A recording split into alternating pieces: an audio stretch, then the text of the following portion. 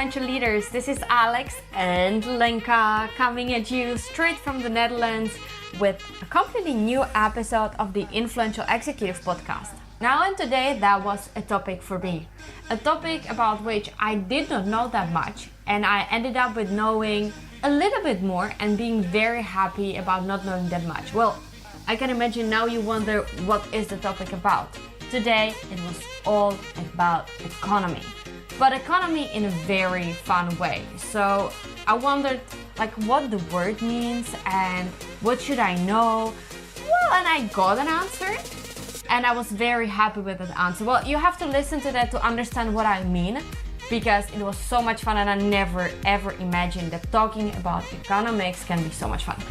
Yeah, Michael Goodwin, the reason we contacted him for this interview is he wrote one of the most entertaining books that I read over the past years. And that says a lot because I read a lot of books. What he made is the most unique and fun collection of economic stories over the time of history.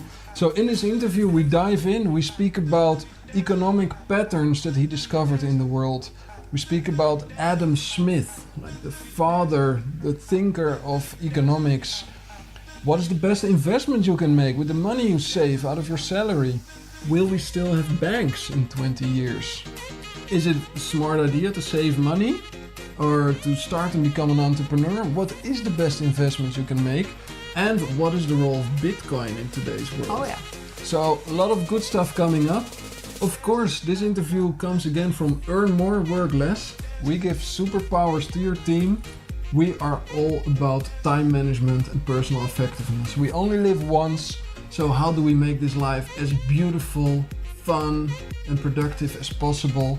And of course, we live in a world where all kinds of things are happening. The economy.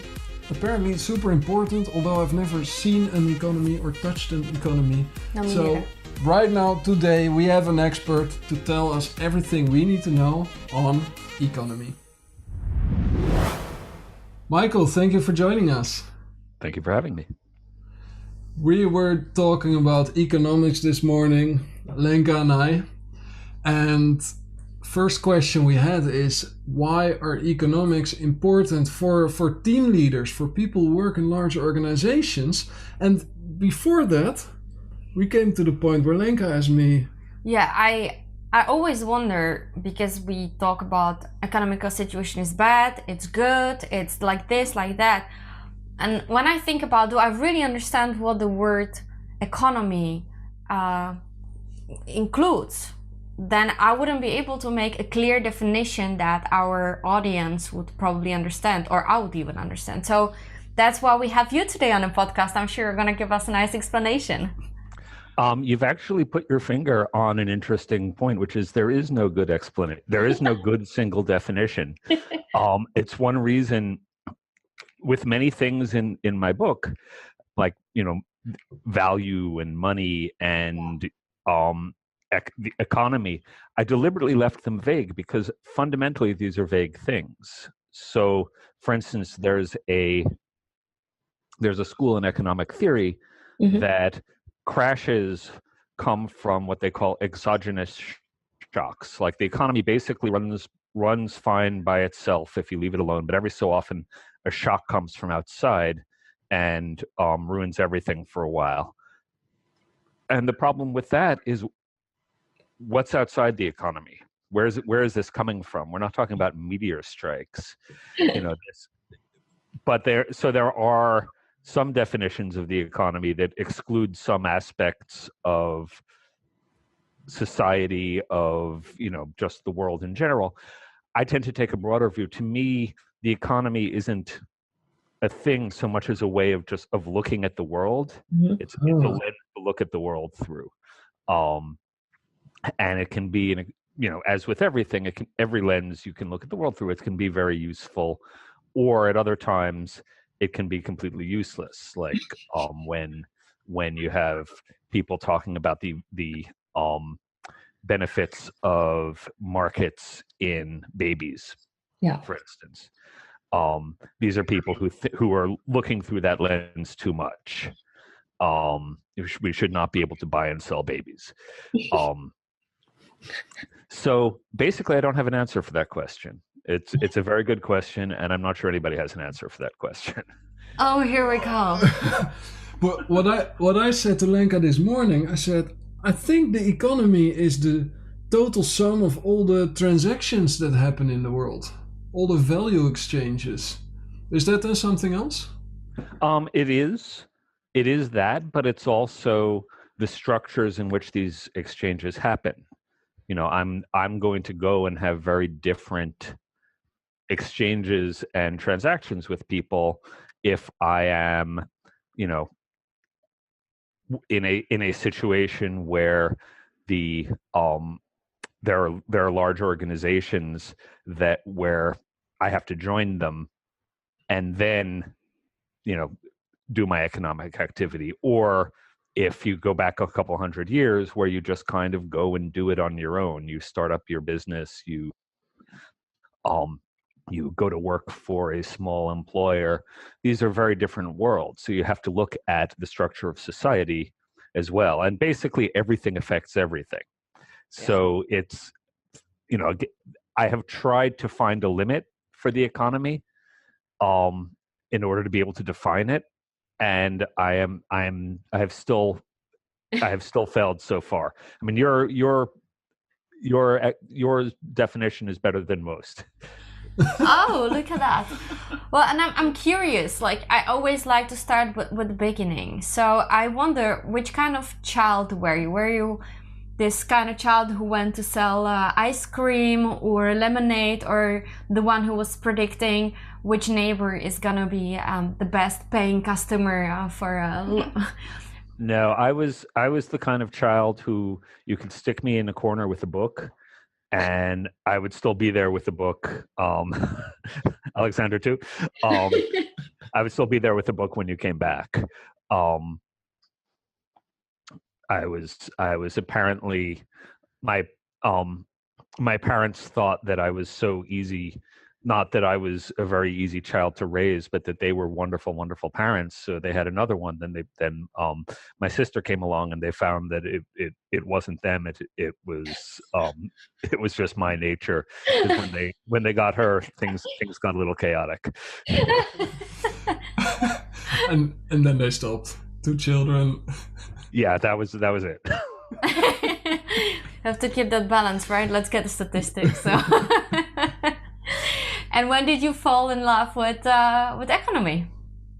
Very late in life. I always loved reading, and I had a job that let me not do it all the time, which was nice.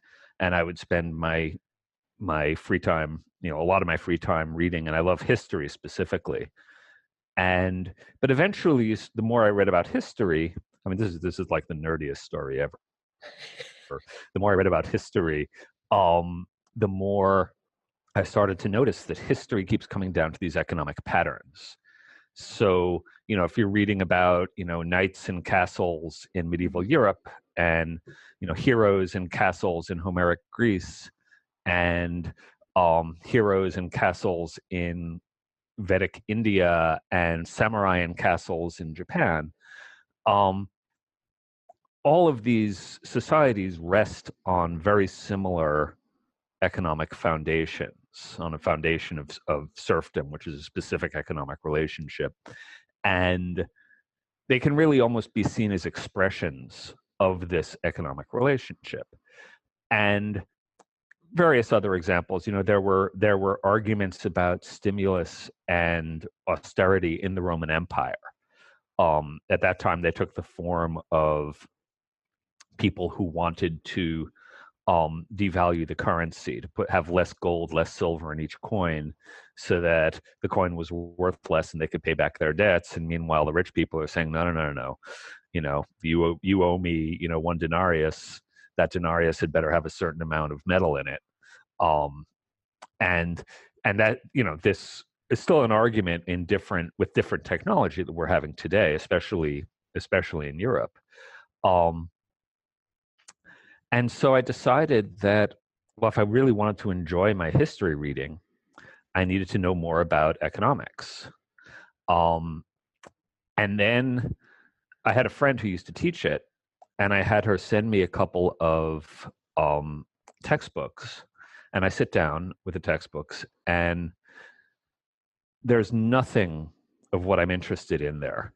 It's all like, here's a principle, here's the logical derivation of that principle. And if something was in there, it was like a free floating sidebar. Like, here's a fun fact, here's an interesting thinker. Yeah. Now back to our real story, which has nothing to do with that. And finally, and economics in the United States is worse than it is in Europe. If you're a European listener and this isn't your experience learning economics, it's worse in the States. But anyway, finally I called up my friend and asked her, am I missing something? Because this seems like gibberish.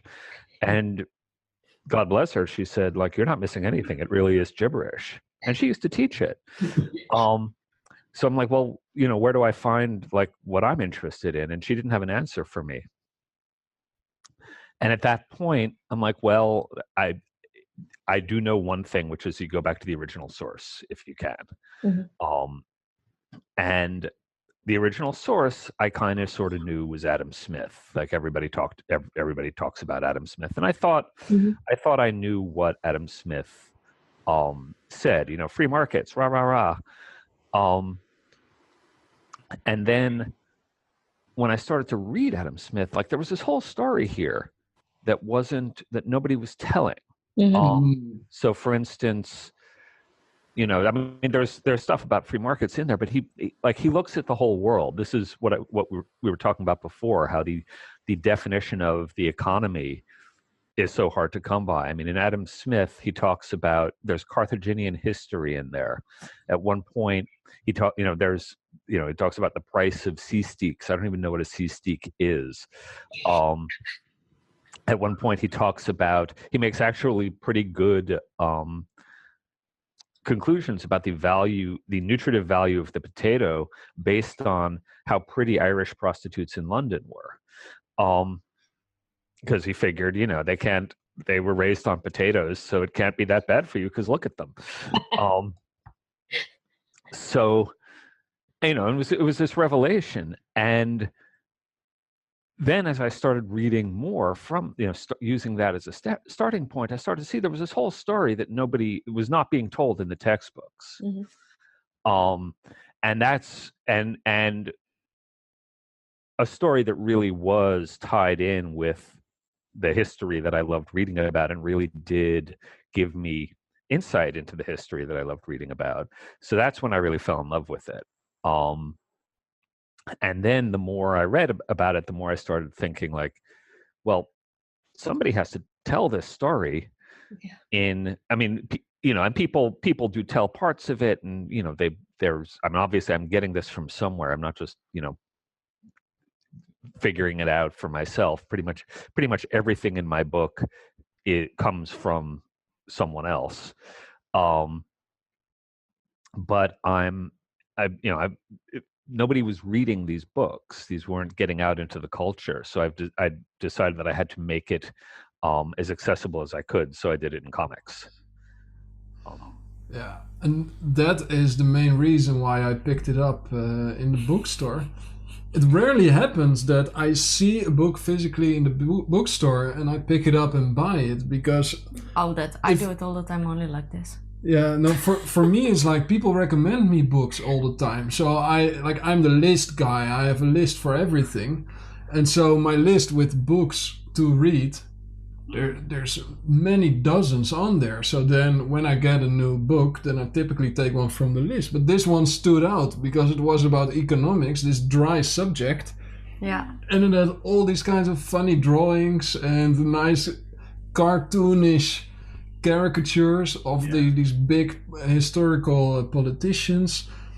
And it just told the story of the economic history of the world in cartoon shape. Plus, suddenly I understood how things were connected. In school we used to learn history, and separately we would learn biology, and geography, and economy. But now seeing how all of these things are at a certain stage in the development of the world. You see how things come together and how this is basically about human decision making. We're just trying to survive all together on this planet. So how do we make that work? And it's just story after story after story in there. Yeah, how did you come up? How did you collect all of those stories? How could you pick all of those stories that were important for your books? Well, writing for comics is very useful for me. If you go on my website and go back in my blog several years, you'll see I have a rant about Gregory Mankiw's textbook, which is a very common introductory textbook, and it's really terrible. And the rant goes on for like I don't even know how long, but that's how I write normally. I just, every point I want to make, I just put it in there and it becomes unreadable. I think like 7 people have ever read that rant. But when you're writing for comics, you only have so much real estate on the page. You only have so much space to work with. And so you have to cut a lot. So I would read a book and I'd be on fire with this book. Oh my God, it's so important. And I would write 20 pages on that book. And then, I'd come back to it a week later and I'd cut out 10 of those pages, and then I'd cut it down, and eventually I'd have 2 panels and then 1 panel. And then half the time I would take that panel out. But in terms of when you say how did I bring all these stories in, I'm thinking of all the stories I had to cut out. Because like my first draft was twice when I first thought I'd finished the book and then counted how long it was twice as long as it could be. So then I had to cut from that. So I got the stories both from my my knowledge of history from a lifetime of reading it, and from spending several years doing nothing but reading about this stuff, which I had the luxury to be able to do, which was otherwise I would still be talking about that book I wanted to write someday. Yeah. Wow. 7 years of research and collecting information for one book. From when I sat down to do it to when I had a first draft was from when I started thinking about it, there was 6 years of kind of reading this and reading that and thinking maybe. But when I actually sat down with no distractions to do it, was to when I had a first draft was 4 years. And then it was another 4 years to get it illustrated and lots of revisions along the way, which drove Dan, the artist, poor man, it drove him mad, because I'm always figuring out a better way to do that. And he's like, but I drew it, it's done. And he's learned a lot about working with computers now, but he hadn't when we started. He hadn't, and he's working on paper, and every change is cut out a piece of paper and paste it down, and then it was all a mess. But so basically 8 years total, but 4 years of real full-time work, just reading and writing and thinking. Yeah. It's lots of patience. Yeah, but the outcome, it's a masterpiece. It is something to be very proud of, and for anyone who I speak to who wants to learn about economics, it's just just get that book and forget about all the rest. I'm all about time management, so I'm always looking for which lever can I pull, or which small thing can I do to get the biggest portion of the benefit. And in terms of understanding the field of economics, it's this. And it's just so important because it is the playing field that we grow up in. And we millennials, our current generation, we are lucky. We are born into heaven. Our parents, most of them, they don't know war. They haven't lived in war. Yeah. So all they know is peace.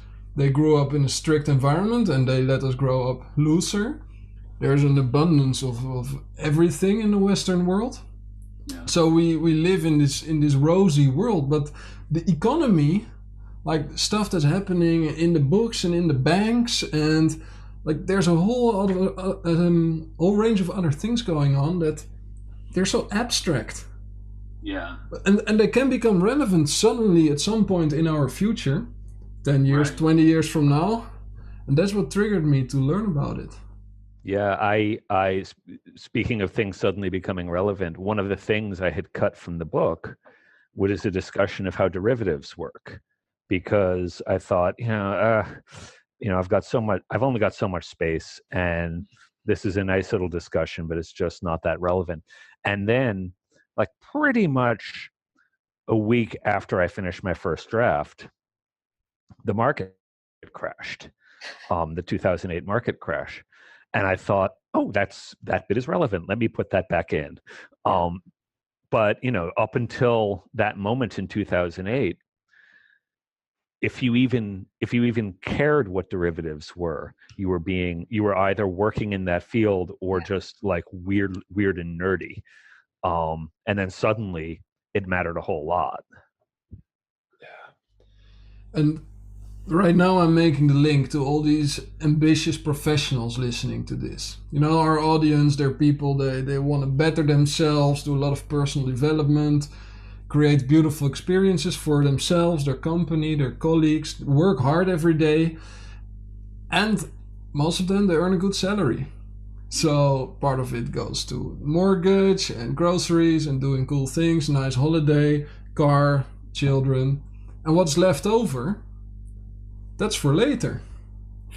So now, what do we need to know about the economy to figure out what to do with that leftover piece? How do we use that? How do we make sure that when we retire, that is still there and that it has grown? Like, what can we learn about that? Well, I have, I believe, $9,000 put away for retirement.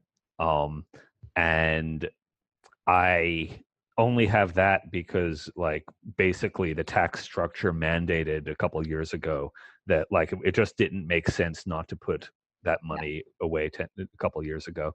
And the reason I have so little is twofold. One, I think the best investment you can make is in yourself. You were talking about having experiences. And that doesn't mean, go and hang out on a beach in Thailand and, smoke weed.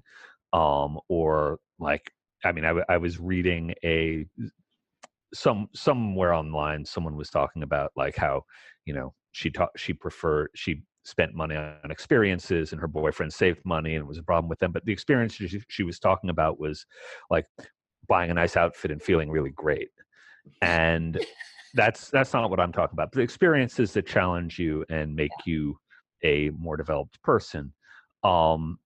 For me, for a long time, that was like travel in Asia. I would work until I had a bunch of money, and then I'd go and I would travel in cheap areas of Asia, and that stopped working. And then the next thing was the book. Mm-hmm. But that's part of the reason, which is that like now, for instance, I blew all my money that I'd saved on the book and went into debt for it, but now it provides an income. So, that's actually, I might have actually done better for my future financially doing that. But the other reason is, if I'm 13 years away from 65. If we still have banks in 13 years, I'm going to be happy, even if I have no money in those banks. I am not. We are. I believe that we were talking about what's the definition of the economy, and you can't talk about the economy without the environment. And when people look at this approaching environmental collapse we're having, they generally don't look at how that then will disarrange so many other things. But we're already seeing that. For instance, you had a drought in Syria some years ago, And that drought led to protests, and the protests led to a civil war, which led to these refugees. Nobody thinks of that as an environmental. Nobody thinks of these refugees as an environmental problem, but there are going to be more and more of them, unless we do something like very, very drastic that we haven't even begun to do and made no effort to do back when it would have actually been a lot easier. And this doesn't mean that I'm going to hide in a hole with shotguns and canned food. The being a part of society is still going to be a good idea, even as even as this wonderful world that we were born into starts to be a lot less wonderful. But it does mean that I would rather face that future like with more, how do I express this? With more personal skills, and spend the money on those rather than with a bunch of money and no idea what to do with it when things start to get rough. Does that make any sense? Yeah. And sorry to be conversations with me often get quite depressing because that's the world I live in my head all the time. No, so far I think it's very good. Like I don't get depressed, so that's good. Okay, good. I just have this question. So now imagine I have a job and I hear this like economics are good, bad, going up, going down, going left, going right. What do I want as a normal human being who has no idea what that means? What can I track or what can I follow? Which kind of information do I want to kind of understand to know how to make better decisions for my future, such as should I become entrepreneur or not? Should I start saving or not? Do you have any basic elements?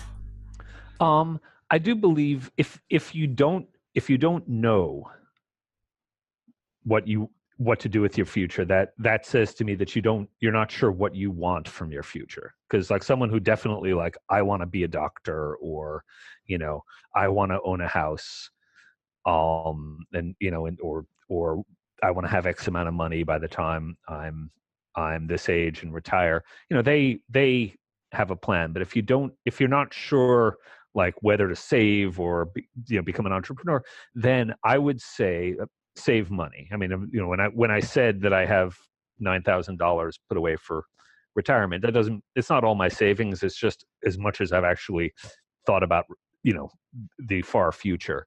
I'm writing comics about the economy is not quite the road to wealth that you might imagine. So I do still work at my day job, which is where I am now, in fact. And that at that job I can work and save money and then take the time off to do the stuff I like. But for a long time, I wasn't quite sure what that was, and so I just kind of saved money until I realized that hey, I want to write this book. And when I decided that, I had a decent amount of savings that I could do that with. So I think you should save money if you don't know where your life is going. And as investing, as far as like what to invest in or anything like that, that's a lot less important than the actual saving. I occasionally see people online being like, I came into some money and where do I invest it? And it's $10,000. And like, realistically, you're looking at the difference between making, $500 off it or $1,000 off it next year. And like, that's nice, but it's also, you can also just save an extra $500 next year. It's very easy. And I fall into this too. I'll have some money in an investment account, and I will track that obsessively.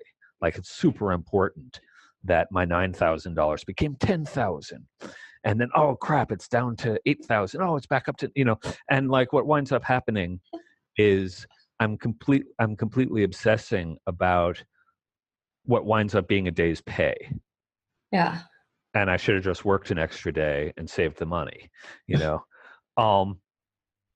So I'm not sure I'm answering your question, though. Am I close to? And is that an answer to your question? A little bit, definitely.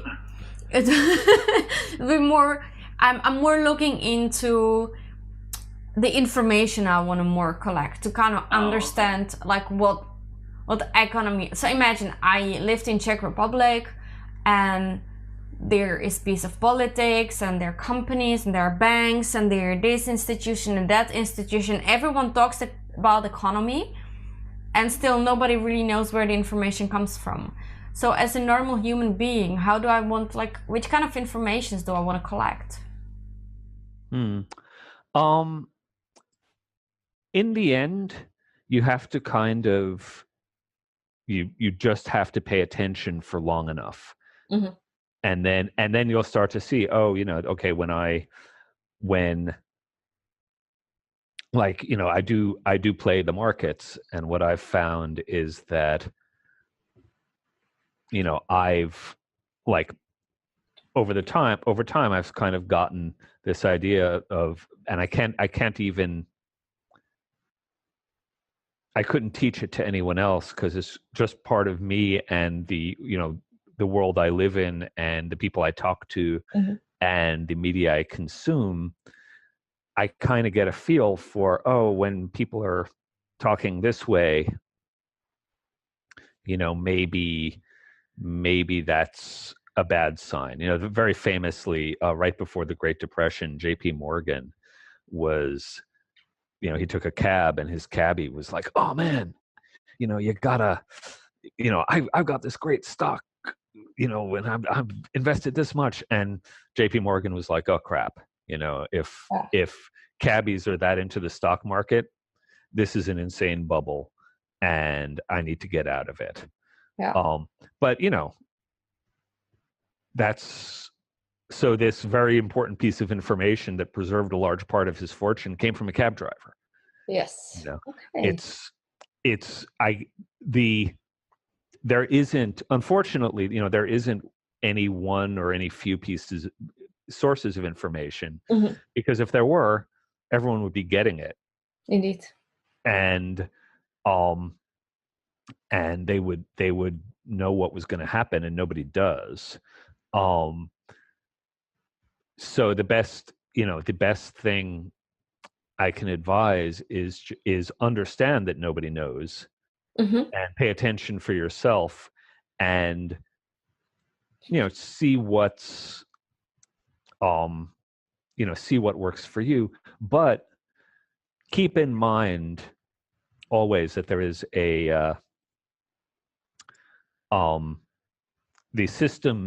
the system we have is kind of set up to just go forward. Mm-hmm. And like, you remember those old Looney Tunes cartoons where like Elmer Fudd would walk off a cliff and he'd just keep walking, and then eventually he'd look down and fall.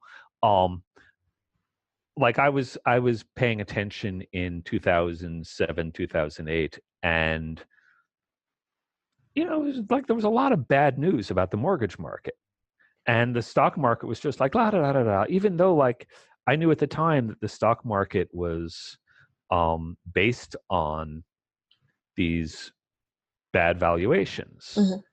That the all these mortgages were crumbling, and the stock market should have been falling, and it just didn't, and it just didn't, and it just didn't, and it just didn't.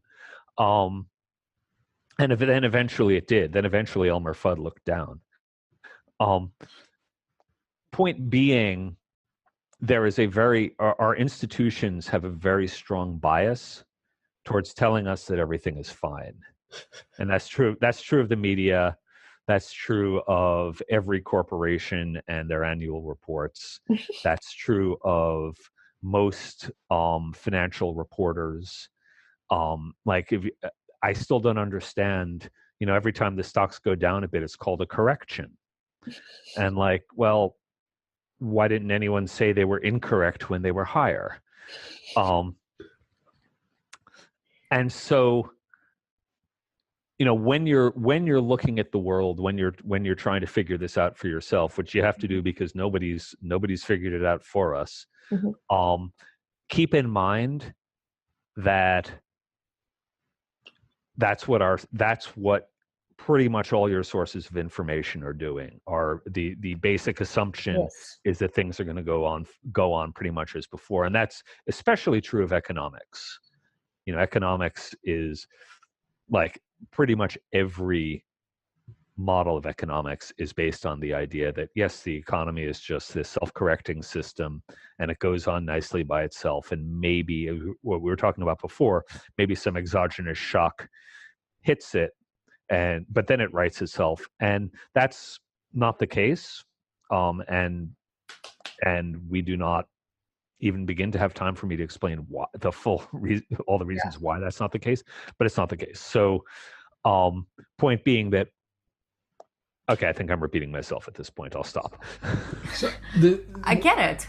So nobody knows, I can't know, I can only speculate, and everyone does the same. So I better figure out for myself which kind of information do I want to follow to make kind of my own picture, but don't count too much on it because it's just a prediction and it might also tomorrow completely change.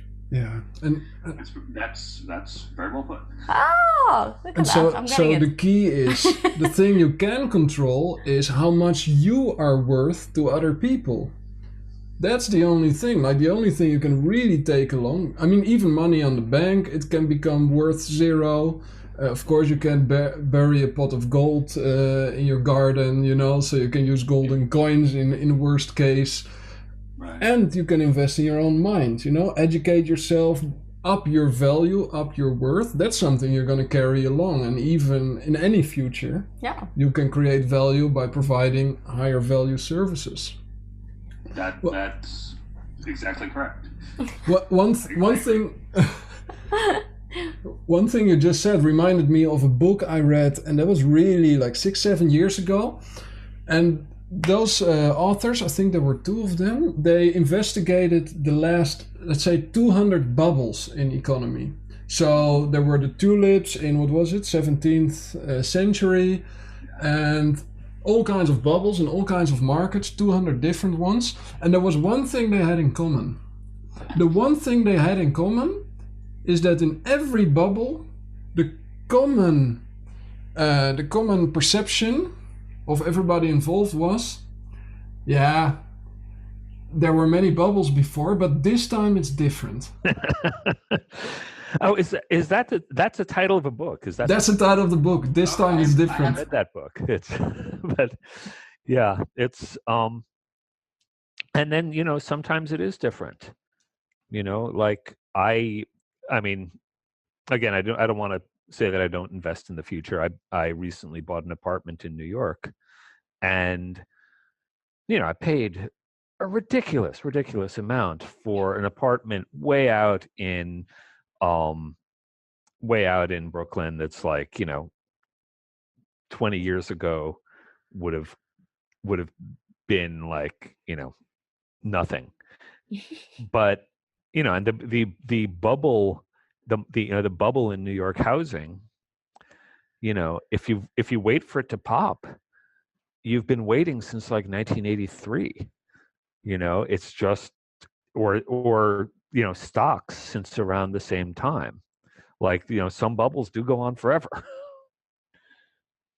Yeah, and that brings us to the question of Bitcoin. Because your work is a beautiful part of history, like especially over the past few centuries, on how economics developed, and it's always about trade and the flows of finance and production and labor. Now there's suddenly Bitcoin. So what does that mean for how all of these parts work together? I think less than people think. It's Bitcoin. Bitcoin is not really a currency. It's based on bad ideas about how currencies work. So, not only at some point there's going to at some point people will not be able to mine any Bitcoin anymore. Yeah. There's just going to be X amount of Bitcoin. And a lot of people who get very angry about, governments creating fiat money, blah, blah, blah, like that, but it makes it impossible to use as a currency because most of the time it's going to be better. It's an investment, but it's going to be better to sit on it than spend it.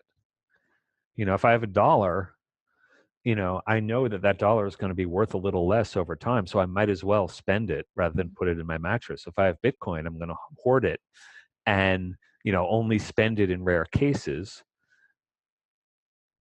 which is what people do during bubbles. Mm-hmm. And then eventually, and so you'll get these weird valuations where, everyone's hoarding it, and then the valuation goes up way, way, way too high, and then it crashes, and then it goes back up. And that's not a currency you can have.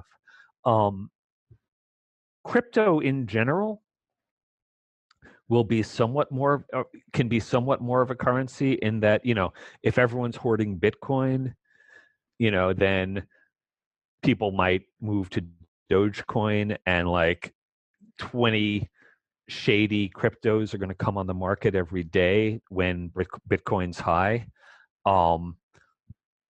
Because, during the bubble times. But, all in all, really what it is an investment that makes certain transactions, including illegal ones for better and worse, easier. If you're in Venezuela and the money has no value, then it's good to have Bitcoin. But I just don't see Bitcoin or any crypto replacing actual currencies because they're not set up to be currencies.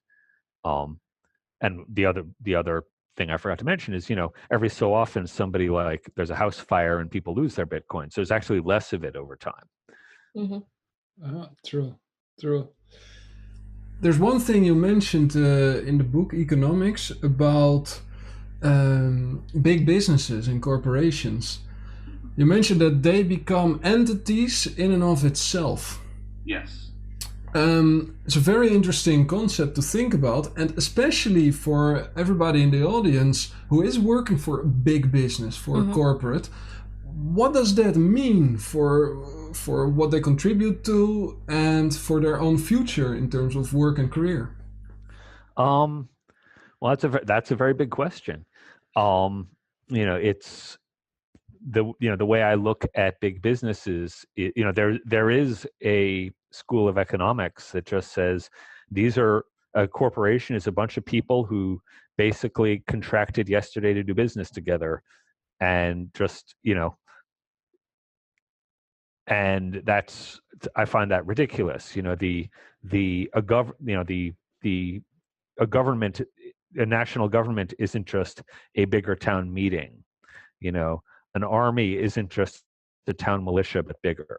If you take, an 18-year-old kid and you send him to the army, that kid will be different than if you send him into the Catholic Church, or if you send him to work for IBM. Or if you send him to college. The institutions we live in shape us. And even, not just our personalities, but even our brains change. My favorite example is that cabbies in London, which London is just getting around London is a mess, and certain parts of their brains are much bigger because they've had to learn this entire map of London to be able to get around it. And so and being in a giant organization requires a very specific set of skills. Then you're going to develop those skills. And one problem I had after spending 4 years writing my book was I was very bad at just being in an office. I would you're just kind of, you meet someone and you're supposed to remember their name and be friendly to them, and I'm just it took me a couple months to like get back into that. I'm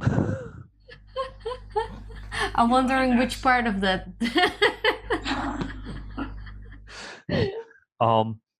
And so, but for a lot of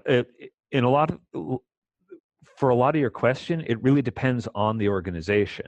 There are organizations that where and I've worked for some where like all they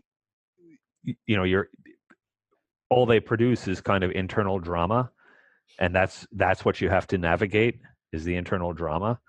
And there are organizations that value people who bring a lot to contribute from people who bring a lot to contribute, people who could also be entrepreneurs, who could also be doing all these other things. And that's the sort of organization you want to be in, because that encourages you to develop more skills, to make your own brain bigger, essentially. Is that at all an answer to your question, or did I get distracted? It's I think it definitely is an answer in terms of choose the organization that you become part of, because it's an energy flow in and of itself. It's an entity, and you join that energy flow, and it shapes who you are. So depending on who you want to become and who you want to be, decide which organization you set foot in. So as far as I'm concerned, it's definitely an answer, something for everybody to take into account. Time management is not only about making good daily planning, it's also about dedicating your life to the right things that bring you happiness, that create good for the world and for yourself. So that makes a lot of sense. We want to ask you to participate in a new part of our interviews that we have started a couple of sessions ago. The most fun. It's the most fun part. It's the most fun. And the challenge is to answer with one word. Okay. So for you, it's definitely a challenge. I mean, we accept every now and then special exceptions, and those are 2 words. And then in special cases, and you have to do it within 5 seconds. Like, I really like this. I'm gonna challenge Mike. So we're gonna give you a word, and you answer with 1 or 2 words to that, and like kind of association game. Okay. Ready? I'm ready. All right. First word is theme. Simplicity. And I expect a collection of individuals joining forces to strive towards a common goal. Oh wait, no, sorry. I didn't hear team. I heard theme. So I thought it was like, what's the theme of my book? I tried to make things simple. Okay, so team. Society. It also starts with S. Nice. It counts. Money. Money. Strange. Thinking. Fun. Success. Variable. Then what is the number 1 thing currently on your bucket list?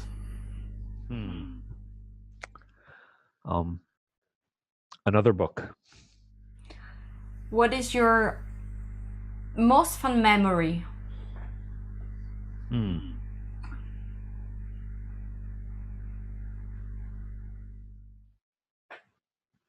Travel.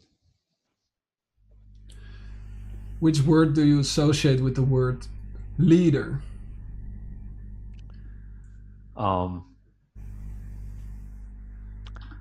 Well, I mean, I guess follower. I was trying to come up with something better, but I guess I can't. Cool. Okay, which game do you like to play?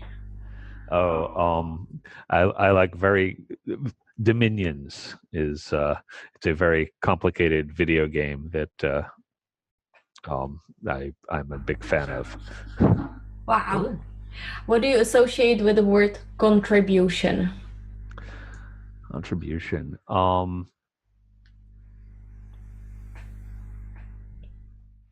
Work. What is the purpose of life? Work. And I would close it off with your favorite personal development book. Personal development book.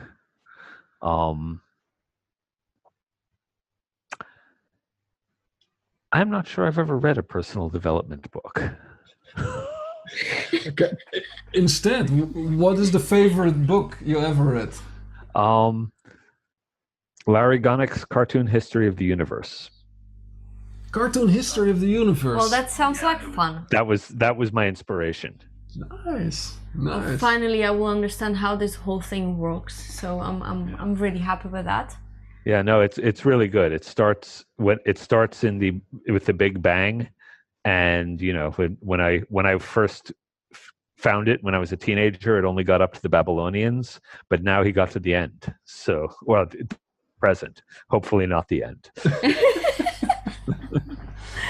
It's so much fun to ask people like you who really like thinking, and thereby also the word that you associated with thinking, that it's fun. So much fun to give you association games because you think a lot. So no, and that game was fun because I had to think about things. Yeah. Awesome. Do you have any last question for Michael? Where can people find you? Where can people find all of your articles, blogs, books, ideas? On my very poorly designed website, economicscomics.com, and that's economics and comics both end with an X. Economicscomics.com, and when people go to the website, they can already see the style of how the comics look, because what I found really cool is you said, the book described the economics until 2004 it was, or 14, sorry. I went up to 2011. 2011, and now on your website you published the rest of the story up until the present. So, election of Trump and all kinds of recent events in the exact same style as the economics book. So that was a lot of fun to check out. Cool. And can I just ask, did you read the book in translation or in English? In English. Okay, cool. Yeah. I like to read the books when the original is English. I typically choose the English version. Unless my mom buys the book for me, then I may end up with a Dutch translation, which is awesome as well. Michael, thank you for joining us on this interview. It was really cool to see this cartoon character in real life. Ta-da! Simsalabim poof. I recognize the eyebrows. Yeah, when he was first drawing me, the hair was a lot darker. It's gotten pretty gray since. Well, Mike, thank you so much. I'm so happy that I finally understand that I don't have to understand anything about economics to really live a happy life, and that I can just speculate and be very happy with my speculations. So I want to thank you for that, and I encourage completely everyone listening to this to dive into your book and to look at your website to understand more about the unpredictability of this beautiful world. Well, thank you very much. This was a fun conversation. Thank you for being here. Wish you a great day, and as soon as the episode is online, we'll let you know about it, where you can find it, and if you have people or an audience to share it with, so you can share it. I'm very excited of shedding some light on this part of the world for our audience. Awesome. Thank you again. This was a lot of fun. Thank you so much. Have a fabulous day. Have a great day. You too. Bye. Bye-bye. Bye. So this was Mike. I mean, I learned a lot, and I finally feel good about myself and my knowledge of economy. And it was so much fun. And it was really fun to interview someone who thinks a lot, and finally knowing that thinking is fun, and what is on Mike's bucket list, that it's another book. So guys, you're up for a treat, because if Mike publishes another book, well, I'm gonna be the first one to stand in a row to buy it. Definitely, me too. And I recommend that when you want to find out more about Economix, get Mike's book. It's available pretty much everywhere. Economix with an X at the end. It's basically a cartoon or comic book, but it's very educational at the same time. That's what makes it unique and understandable. His website is economixcomics.com, twice with an X, so economixcomics.com. This was it for today. Sponsored by Earn More, Work Less. We give superpowers to your team. Get rid of stress in the office. Take back control. Manage your life. Arrange what needs to be arranged so that we can have more beautiful experiences together. Create more for the world and for each other. That's what we do. earnmoreworkless.com. See you next week for a new episode of The Influential Executive.